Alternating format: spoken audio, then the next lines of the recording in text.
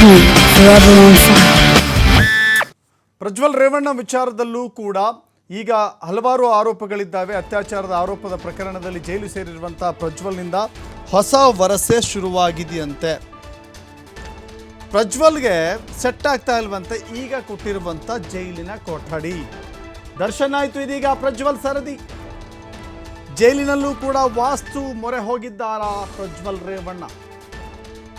ನನಗೆ ಈಗ ಕೊಟ್ಟಿರುವಂಥ ರೂಮ್ ಯಾಕೋ ಸರಿ ಬರ್ತಾ ಇಲ್ಲ, ಇಲ್ಲಿ ವಾಸ್ತು ಸರಿ ಇಲ್ಲ, ನನ್ನ ಕೊಠಡಿ ಬದಲಿಸಿಕೊಡಿ ಅಂತ ಹೇಳಿ ಪ್ರಜ್ವಲ್ ಪಟ್ಟು ಹಿಡಿದಿದ್ದಾರೆ.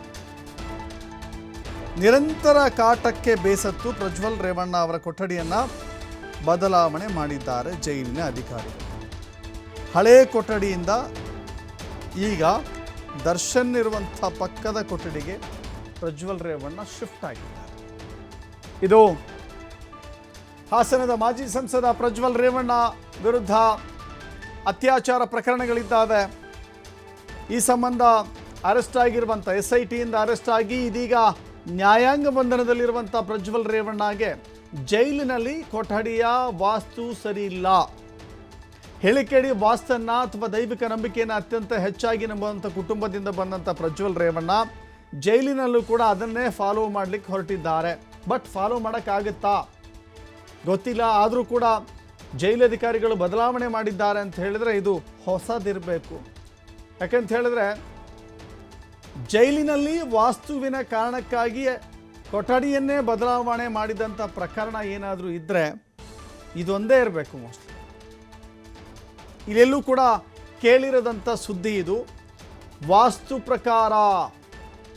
ವಾಸ್ತು ಪ್ರಕಾರ ಅನ್ನೋದು ಜೈಲಿನಲ್ಲೂ ನಡೆಯುತ್ತಾ?